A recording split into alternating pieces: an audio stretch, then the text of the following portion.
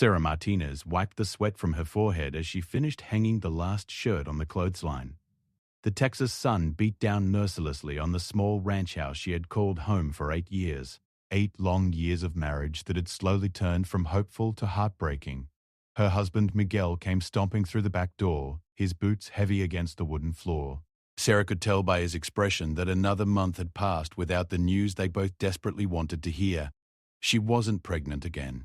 "The doctor confirmed it," Miguel said, not looking at her directly. Still nothing. Sarah's heart sank, though she had already known. The body felt empty, just like it had every month for the past 8 years. She had tried everything the doctors suggested, prayed every night, and even visited the old curandera in town who promised her special herbs would help. Nothing worked. "I'm sorry," Sarah whispered, the words feeling hollow in her mouth. She had said them so many times before. Miguel's jaw tightened. "Sorry doesn't give me sons to help run this ranch. Sorry doesn't carry on the Martinez name."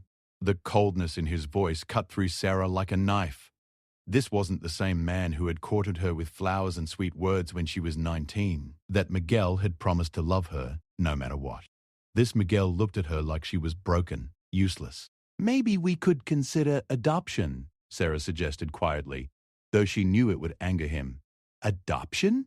Miguel's voice rose. "You want me to raise another man's child? The whole town already whispers about us, Sarah. They say I married a barren woman. Do you want to give them more to talk about?" Sarah felt tears burning behind her eyes, but she refused to let them fall. She had learned not to cry in front of Miguel anymore. It only made him angrier. "I can't help it, Miguel. I've tried everything. Have you?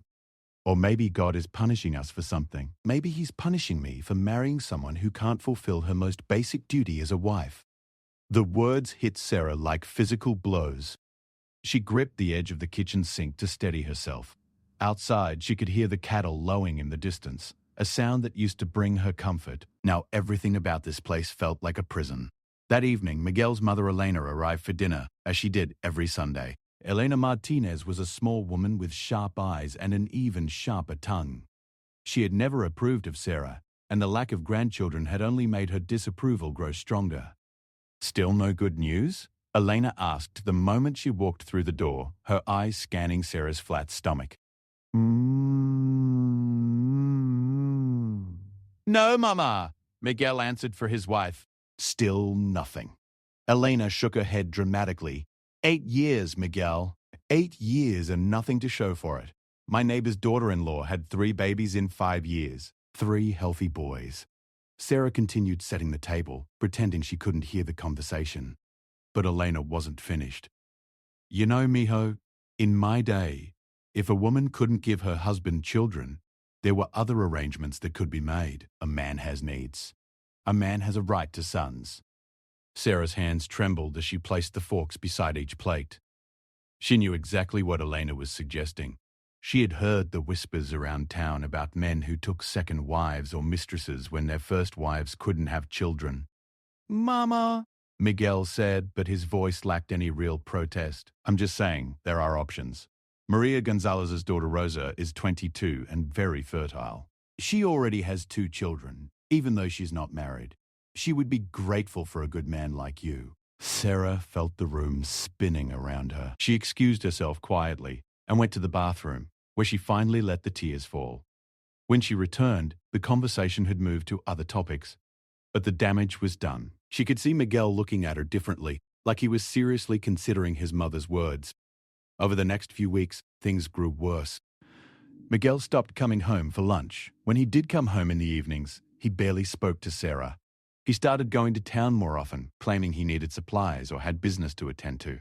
Sarah tried to keep busy with her household duties, but the silence in the house was deafening. She tended to a small vegetable garden, mended clothes, and cooked meals that Miguel often left half-eaten on his plate. One Thursday afternoon, Sarah was in town buying groceries when she overheard 2 women talking outside the general store. "I saw Miguel Martinez at the cantina again last night," one woman said. "He was sitting awfully close to that Rosa Gonzalez. Well, can you blame him? Poor man married a woman who can't even give him 1 child. What kind of wife is that?" Sarah hurried past them, her cheeks burning with shame. By the time she reached her truck, her hands were shaking so badly she could barely fit the key in the ignition. That night, Miguel came home later than usual. Sarah could smell perfume on his clothes, a scent that definitely wasn't hers. When she tried to talk to him about it, he exploded. "What are you accusing me of? I work hard all day to keep this ranch running, and this is the thanks I get?" Suspicion and accusations from a wife who can't even do her job. "Miguel, please, we can work through this. We can what, Sarah? We can what?" He grabbed her shoulders, his grip tight enough to leave bruises. "For 8 years, I've been patient. I've been understanding. I've made excuses for you to my family, to the community. But I'm done making excuses." Sarah saw something dangerous in his eyes. Something that scared her more than his words ever had. "I want you gone," he said simply. Sarah's blood turned to ice. "What do you mean?" "I mean, pack your things and leave. This ranch belongs to the Martinez family. You're not family if you can't have children. You're just a burden." "But Miguel, this is my home. We're married. You can't just throw me out. Watch me." His voice was deadly calm now. "I've already spoken to my lawyer. In Texas, a marriage can be annulled if it hasn't been fruitful. You have 3 days to pack your things and get out." Sarah stared at him in disbelief. "Where am I supposed to go? I have no money, no family nearby. My parents are dead. You know that." Miguel shrugged. "That's not my problem anymore. Maybe you should have thought about that before you trapped me in a marriage with a broken woman." The word broken echoed in Sarah's mind long after Miguel had left the room. She sat in the kitchen chair for hours, staring at the walls that had witnessed 8 years of her life, 8 years of hope slowly dying. She thought about her parents who had died in a car accident shortly after her wedding. They had left her a small inheritance, but Miguel had convinced her to put it into the ranch. Now she had nothing. 3 days. She had 3 days to figure out how to start over at 27 with no money, no job skills beyond housekeeping, and nowhere to go. The next morning, Miguel was gone before Sarah woke up. He left a note on the kitchen table saying he would be staying in town until she was gone. Sarah crumpled the note and threw it in the trash, then immediately retrieved it and smoothed it out. It was proof, she supposed, though proof of what, she wasn't sure. She spent the day going through her belongings, trying to decide what she could fit in the 2 suitcases she owned.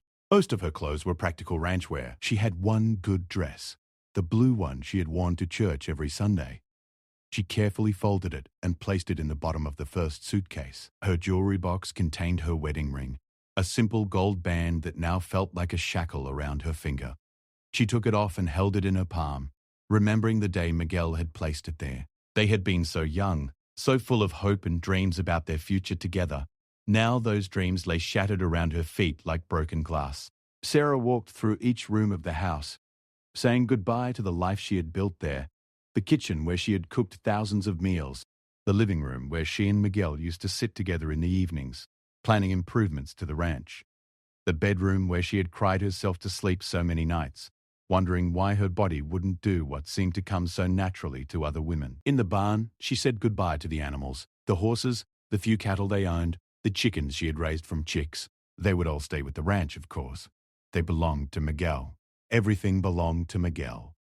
On her last morning, Sarah packed the truck with her 2 suitcases and a cardboard box containing a few precious items.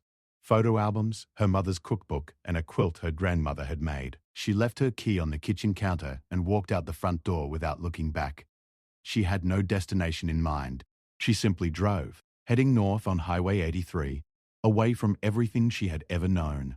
The truck's gas tank was half full, and she had exactly $47 in her purse. It was all the money she could find in the house. The Texas landscape rolled past her windows, endless and empty, much like her future. She passed small towns with names like Ballinger and San Angelo, places that looked no different from where she had come from, places where people would ask questions about a woman traveling alone with no ring on her finger.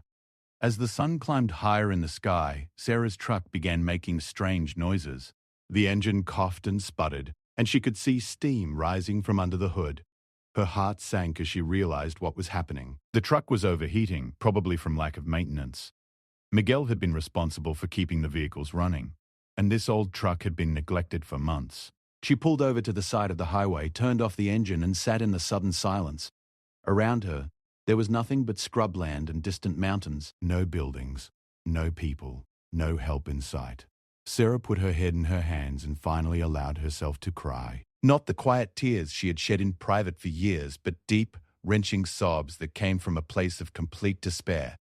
She cried for her marriage, for the children she would never have, for the home she had just lost, and for the uncertain future that stretched ahead of her like an empty road. When she finally lifted her head, she saw a dust cloud in the distance, growing larger as it approached. Someone was coming down the highway. Sarah quickly wiped her eyes and tried to compose herself. She stepped out of the truck and raised her hand, hoping whoever it was would stop to help. The vehicle that emerged from the dust cloud was a battered pickup truck, older than her own but clearly better maintained. Behind the wheel was a man wearing a cowboy hat, and as he pulled over and stepped out, Sarah got her first look at the person who would change her life forever. The man who stepped out of the pickup truck was tall and lean, with weathered hands and kind eyes beneath the brim of his worn cowboy hat. He appeared to be in his early 30s, with brown hair that curled slightly at his collar and a face that spoke of long days spent under the sun. "Truck troubles?" he asked, his voice carrying a gentle Texas drawl that immediately put Sarah at ease. "Yes, sir." "I think it's overheating," Sarah replied, suddenly aware of her tear-stained face and disheveled appearance. The man tipped his hat politely. "Name's Jake Sullivan. Mind if I take a look?" Sarah nodded gratefully. "I'm Sarah Martinez. She faltered, unsure what her name was anymore. "I'm Sarah." Jake noticed her hesitation but didn't comment. He popped the hood of her truck and peered inside, making small humming sounds as he examined the engine. "Well, the good news is it's fixable," he said after a few minutes. "The bad news is your radiator hose is cracked and you've lost most of your coolant. This old girl isn't going anywhere until we get some parts." Sarah felt her heart sink. "How much would that cost?" Jake studied her face, taking in her obvious distress. "The parts aren't expensive, maybe $20. But getting them might be a problem. We're about 30 miles from the nearest town with an auto parts store." Sarah did quick math in her head. $20 for parts, plus whatever a mechanic would charge, plus a tow truck to get there. Her $47 wouldn't be enough. "I see," she said quietly, trying to keep the desperation out of her voice. Jake seemed to sense her situation. He glanced at her loaded truck, noting the suitcases and box in the back, and the lost expression on her face. "Tell you what," he said, "I've got some tools and spare hose back at my place. It's not far from here. I could fix it for you there. Just charge you for the parts." Sarah looked at this stranger who was offering to help her. Common sense told her to be cautious about going anywhere with a man she didn't know. But something in his eyes told her he could be trusted. "That's very kind of you, but I couldn't impose." "No imposition at all," Jake interrupted gently. "I've got a tow strap in my truck. We can pull yours to my ranch, get it fixed up, and have you back on the road in no time." 30 minutes later, Sarah found herself sitting in Jake's pickup truck, following behind her own vehicle as it was towed down a dirt road that led to a modest ranch house. The property was small but well maintained, with a neat vegetable garden, a few horses in a paddock, and a barn that looked like it had been recently painted. "Welcome to the Lazy S Ranch," Jake said as he helped her out of the truck. "It's not much, but it's home." Sarah looked around at the peaceful setting. Everything about the place spoke of care and attention. The fence posts were straight, the gates hung properly, and even the dirt yard was neatly swept. "It's beautiful," she said honestly. Jake smiled, the first real smile she had seen in months. "Come on, let me get you something cold to drink while I work on your truck. It's hotter than a branding iron out here." He led her to a covered porch with 2 rocking chairs and a small table. The view from the porch looked out over rolling hills dotted with oak trees. It was nothing like the harsh, flat landscape around Miguel's ranch. "Sweet tea?" Jake offered, already heading toward the front door. "That sounds wonderful." While Jake was inside, Sarah sat in one of the rocking chairs and felt some of the tension leave her shoulders. For the first time in days, she felt safe. It was a strange feeling after everything she had been through. Jake returned with 2 tall glasses of iced tea and set one on the table beside her. "So," he said, settling into the other chair, "what brings you to this part of Texas? You seem like you're traveling pretty light for a vacation." Sarah took a sip of her tea, trying to decide how much to tell this kind stranger. "I'm between places right now," she said carefully. Jake nodded. not pushing for more information. Sometimes a change of scenery is exactly what a person needs. Something in his tone made Sarah look at him more closely. There was understanding in his voice, like he spoke from experience. "What about you?" she asked.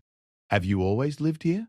"Born and raised about 50 miles south of here," Jake replied. "Bought this place 3 years ago after my father passed. It's smaller than the ranch I grew up on, but it suits me just fine." "Do you run cattle?" "Some. Mostly horses these days. I break and train them for other ranchers. It's honest work, and I get to spend my days with animals that don't give me much grief." Sarah smiled at that. "Horses are good company. Better than most people, I found." Jake's eyes crinkled with humor. Present company excluded, of course. They sat in comfortable silence for a while, sipping their tea and watching the horses graze in the paddock. Sarah couldn't remember the last time she had felt so relaxed. "I should probably get started on your truck," Jake said eventually. "Make yourself at home. There are books on the shelf inside if you want something to read, or you're welcome to just sit and enjoy the view." Sarah watched him walk toward her truck, noting how he moved with the easy confidence of someone comfortable in his own skin. She had forgotten what that looked like. Over the next 2 hours, she could hear Jake working under the hood of her truck, occasionally muttering to himself or humming country songs under his breath. The sound was oddly comforting. When he finally emerged, wiping his hands on an old rag, his face was smudged with grease, but he was smiling. "All fixed," he announced. "She should run just fine now." Sarah stood up, reaching for her purse. "How much do I owe you?" Jake waved her money away. "Don't worry about it. The hose was an old spare I had lying around. Please, I insist on paying you something. You've been so kind." "Tell you what," Jake said. "It's getting close to dinner time, and I was planning to grill some steaks. Why don't you stay and eat with me? We can call it even." Sarah hesitated. She should probably get back on the road, try to find a town where she could look for work or a place to stay. But the thought of driving into the unknown as darkness fell made her stomach clench with anxiety. "I don't want to be any trouble," she said. "No trouble at all. I don't get much company out here. It would be nice to have someone to talk to over dinner." An hour later, Sarah found herself sitting at Jake's kitchen table, enjoying the best meal she had eaten in months. The steak was perfectly grilled, and Jake had prepared fresh corn on the cob from his garden, along with a salad made from tomatoes and lettuce he had grown himself. "This is delicious," Sarah said. "You're quite a cook." Jake chuckled. "When you live alone, you learn to fend for yourself, or you starve. I chose to learn." "How long have you been on your own?" The question slipped out before Sarah could stop herself. "About 4 years now," Jake replied without any apparent discomfort. "I was engaged once, but it didn't work out. She decided ranch life wasn't for her after all. I'm sorry. Don't be. We weren't right for each other. Took me a while to see it, but looking back, I'm grateful things ended when they did. Better to find out before the wedding than after." Sarah nodded, thinking about her own marriage and how different things might have been if she and Miguel had been honest about their expectations from the beginning. "What about you?" Jake asked gently. "Married?" Sarah looked down at her bare ring finger. "Recently divorced," she said, which was close enough to the truth. "That's rough. I'm sorry you're going through that." Something in his tone made Sarah look up. There was genuine sympathy in his eyes, not pity or judgment, just kindness. "Thank you," she said softly. After dinner, Jake insisted on doing the dishes while Sarah dried. They worked together easily, as if they had done this hundreds of times before. Sarah couldn't help but contrast it with her life with Miguel, where she had done all the housework while he sat in front of the television. "Where are you headed?" Jake asked as they finished cleaning up. Sarah realized she had been dreading this question all evening. "I'm not sure yet. I need to find work somewhere. Maybe a bigger town where there are more opportunities." "What kind of work do you do?" "I've been a rancher's wife for the past 8 years, Sarah said with a bitter laugh. "I'm not sure that qualifies as job experience." "Don't sell yourself short. Running a ranch household takes all kinds of skills. You can cook, clean, manage a budget, handle livestock, deal with suppliers. That's more than a lot of people can do." Sarah had never thought of her housework as actual skills before. Miguel had always made her feel like what she did wasn't real work. "I suppose you're right," she said slowly. "I know I'm right. The question is, what do you want to do?" It was such a simple question, but Sarah realized no one had ever asked her that before. Her father had expected her to get married. Miguel had expected her to have children and take care of the house. No one had ever asked what she wanted. "I don't know," she admitted. "I've never really thought about it." "Well, you don't have to figure it all out tonight," Jake said. "Why don't you stay here this evening? You can get a fresh start in the morning." Sarah felt a flutter of panic. "Oh, I couldn't. That wouldn't be proper." Jake held up his hands. "I've got a spare bedroom, completely separate from mine. Clean sheets. Private bathroom." "You'd be doing me a favor, actually. This old house gets lonely sometimes." Sarah looked around the warm, comfortable kitchen, then thought about driving through the dark to some unknown destination with less than $30 to her name. "Are you sure it wouldn't be any trouble?" "Positive. Besides, your truck could probably use a rest after that overheating episode. Let the engine cool down completely before you drive it hard again." It was a practical argument, and Sarah grabbed onto it gratefully. "Well, if you're sure, I'm sure. Come on, let me show you to your room." The spare bedroom was small but cheerful, with a handmade quilt on the bed and wildflowers in a mason jar on the dresser. It was clear that Jake had put thought into making it welcoming. "Bathroom's right across the hall," he said. "There are fresh towels in the cabinet. Make yourself at home." "To everything. I don't know what I would have done if you hadn't come along." "Happy to help," he said simply. "Sleep well, Sarah." After he left, Sarah sat on the edge of the bed and tried to process the day. This morning she had been homeless and desperate, broken down on the side of the road with no idea what to do next. Now she was in a comfortable room, her truck was fixed, and she had met the kindest man she had encountered in years. She unpacked her nightgown from one of her suitcases and got ready for bed. As she brushed her teeth in the small bathroom, she caught sight of herself in the mirror. She looked tired and stressed, but there was something different in her eyes, a spark of hope that had been missing for a long time. That night, for the first time in months, Sarah slept soundly. She didn't dream about Miguel or the ranch or her uncertain future. Instead, she dreamed of horses running free across open meadows and a voice calling her name with kindness and respect. When she woke the next morning to the sound of birds singing outside her window and the smell of coffee brewing in the kitchen, Sarah felt something she hadn't experienced in years, the possibility that her life could be different, better. She didn't know it yet, but this was only the beginning of her transformation. Jake Sullivan was about to show her what it meant to be valued for who she was, not what she could give someone else. And in learning to see herself through his eyes, Sarah would discover strength she never knew she had. Sarah woke to sunlight streaming through unfamiliar curtains and the gentle sound of horses nickering in the distance. For a moment, she forgot where she was. Then yesterday's events came flooding back. The breakdown, Jake's kindness, the comfortable bed in his spare room. She stretched, realizing she had slept better than she had in months. The smell of bacon and coffee drew her to the kitchen, where she found Jake standing at the stove, fully dressed and looking like he had been up for hours. "Morning," he said with a smile. "Hope I didn't wake you. I'm used to getting up before dawn." "What time is it?" Sarah asked, suddenly worried she had overslept. "About 7. You hungry?" "I made extra bacon, and the coffee's fresh." Sarah accepted the plate he offered her, marveling at how natural it felt to share breakfast with this man she had met only yesterday. They ate together on the porch, watching the morning mist rise from the hills. "Your truck's running fine now," Jake said. "I started it up earlier to make sure everything was working properly." Sarah felt a pang of disappointment. Of course he was being polite, making sure she knew it was time to move on. She had imposed on his hospitality long enough. "Thank you for everything," she said. "I should probably get going.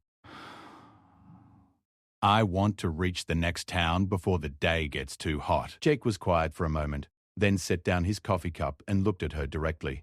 "Sarah, can I ask you something?" Of course. "Do you really want to keep driving, or are you doing it because you think you should?" The question caught her off guard. What do you mean?" "I mean, yesterday you seemed like someone running from something rather than someone heading towards something." There's a difference. Sarah felt heat rise in her cheeks. I'm not running from anything. "I'm just starting over." "Starting over is good, but it doesn't have to mean being alone." Jake stood up and walked to the porch railing, looking out at his land. "I've got a proposition for you if you're interested in hearing it." Sarah's heart started beating faster. "What kind of proposition?" "I need help around here. The ranch is small, but it's more than one person can handle properly. I've been thinking about hiring someone for months, but I haven't found the right person. He turned back to face her. You know ranch work. You're responsible and reliable. And frankly, this place could use a woman's touch.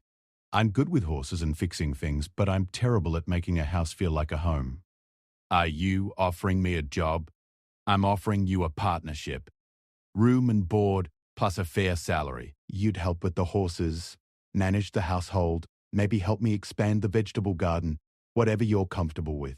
But you barely know me, Sarah protested. I could be anyone. Jake smiled. You could be, but you're not. Yesterday when I found you broken down, you were polite and grateful, not demanding or entitled. Last night you insisted on helping with dinner and dishes without being asked. This morning you were worried about imposing, not trying to figure out how to take advantage. He paused, studying her face. And there's something else. You have gentle hands. I watched you pet my horses yesterday, and they trusted you immediately. Animals don't lie about people the way humans do. Sarah felt tears prick her eyes. It had been so long since anyone had said anything positive about her character. I don't know what to say, she whispered. You don't have to say anything right now. Why don't you stay a few more days? Consider it a trial period for both of us. If it works out, great. If not, no hard feelings and you can continue on your journey. Sarah looked around at the peaceful ranch, then back at Jake's honest face. Every instinct told her to say yes, but years of Miguel's criticism made her hesitate. What if I'm not good enough? What if I disappoint you? Sarah, Jake said gently, I don't know what happened to make you think so little of yourself, but whoever made you feel that way was wrong. You're worth more than you know. The tears came then, and Sarah couldn't stop them. Jake moved closer, offering her his handkerchief, but he didn't try to touch her or rush her through her emotions. I'm sorry, she said when she could speak again. I don't usually fall apart like this. Nothing to apologize for. Sometimes we need to fall apart a little before we can rebuild. That afternoon, Sarah called Jake's offer a trial run and unpacked her belongings in the spare room.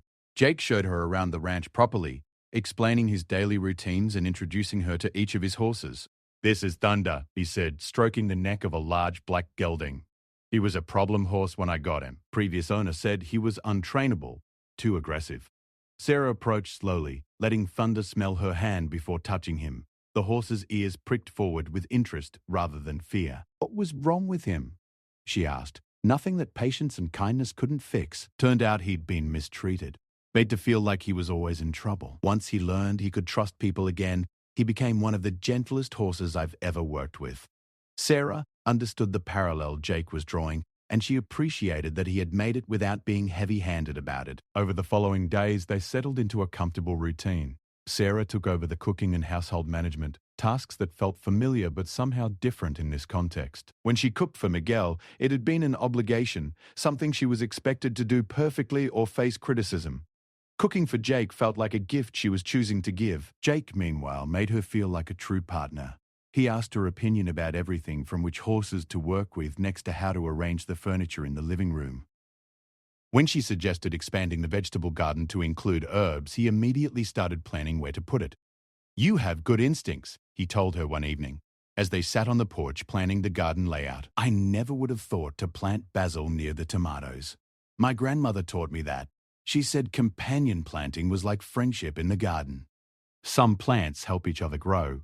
Smart woman. She also said that people are like plants. They flourish in the right environment and wither in the wrong one. Jake looked at her thoughtfully. What kind of environment makes you flourish, Sarah? It was a question she had never considered before. With Miguel, she had focused entirely on trying to meet his expectations, never thinking about what she needed to be happy. I think I like feeling useful, but not just for one thing. I like being trusted to make decisions. I like working with my hands, creating things. She paused, surprised by her own clarity. I like being appreciated for who I am, not criticized for who I'm not. You deserve all of those things, Jake said simply. As weeks turned into months, Sarah began to blossom. She expanded the garden beyond anything Jake had imagined, creating neat rows of vegetables and herbs that attracted butterflies and provided fresh ingredients for increasingly elaborate meals. She reorganized the house, adding personal touches that made it feel warm and welcoming. But perhaps most importantly, She began to rediscover herself. Without the constant pressure to get pregnant, or the fear of failing to meet impossible expectations, she found energy and enthusiasm she had forgotten she possessed. Jake noticed the changes in her and was careful to acknowledge them. When she successfully gentled a skittish mare that had been giving him trouble, he praised her patience and skill. When she created a budget system that helped him track his expenses more effectively, he called her brilliant. "You know," he said one evening as they walked through the garden together, "I can't imagine this place without you anymore. It feels like you've always been here." Sarah felt a warm glow at his words, but also a flutter of anxiety. What if I decide to leave someday? What if I want to travel or try something different? Jake stopped walking and turned to face her. "Then you should do what makes you happy. I hope you'll always think of this as home, but I'd never try to hold you back if you wanted something else."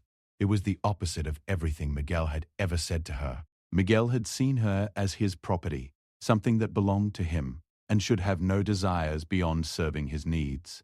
Jake saw her as a whole person with her own dreams and choices. That night, Sarah realized something that both thrilled and terrified her. She was falling in love with Jake Sullivan.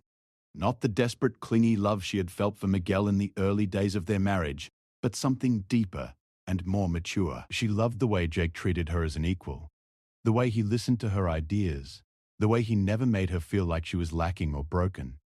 But she was also afraid. What if Jake found out about her inability to have children and changed his mind about her? What if he wanted a family someday and realized she couldn't give him one?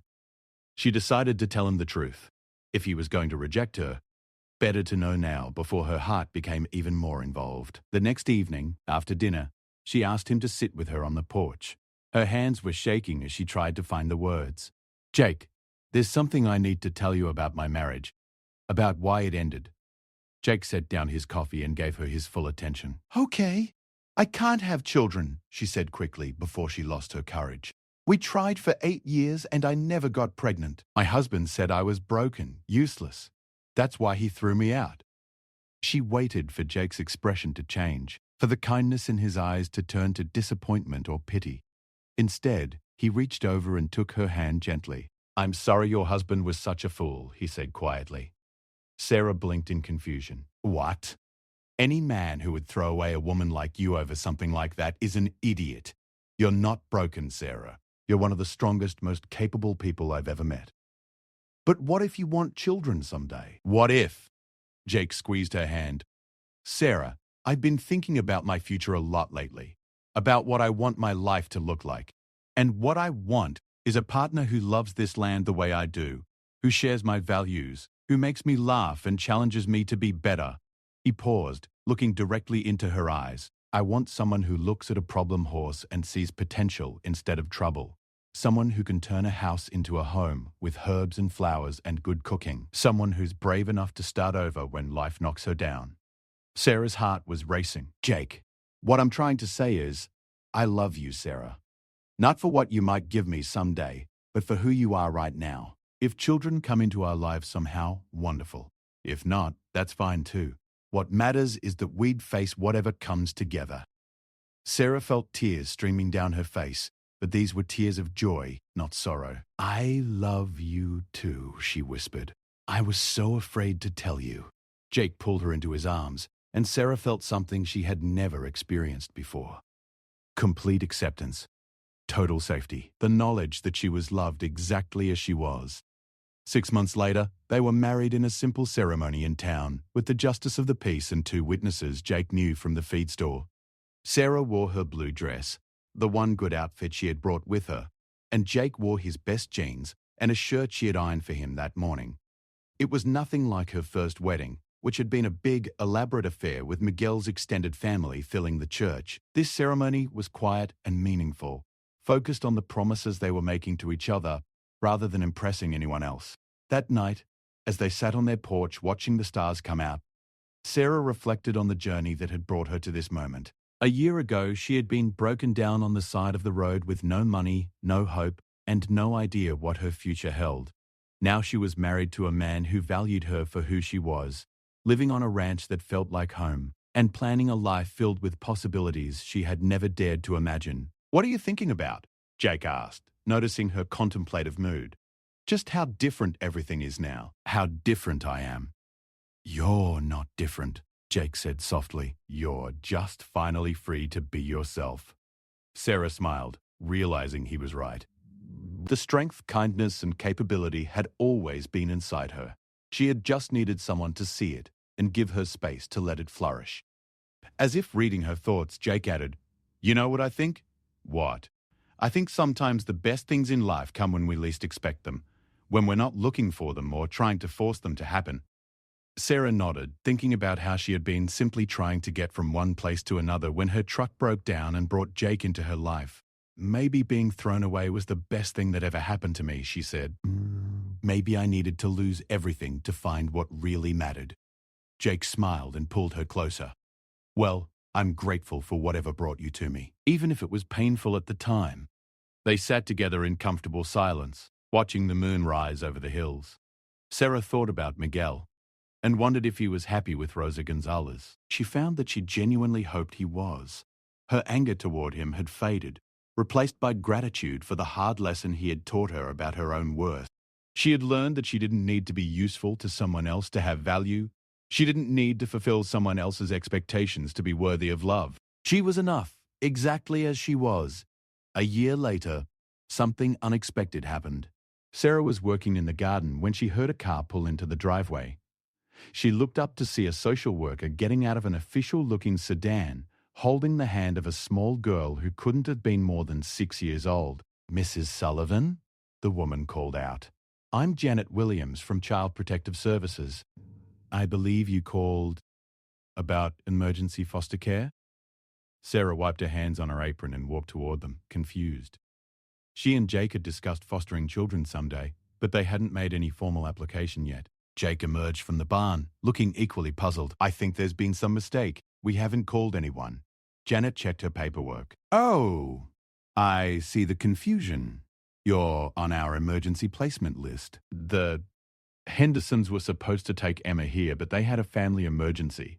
You're our backup family for emergency situations." Sarah looked down at the little girl, who was clutching a small stuffed rabbit and staring at her with enormous brown eyes.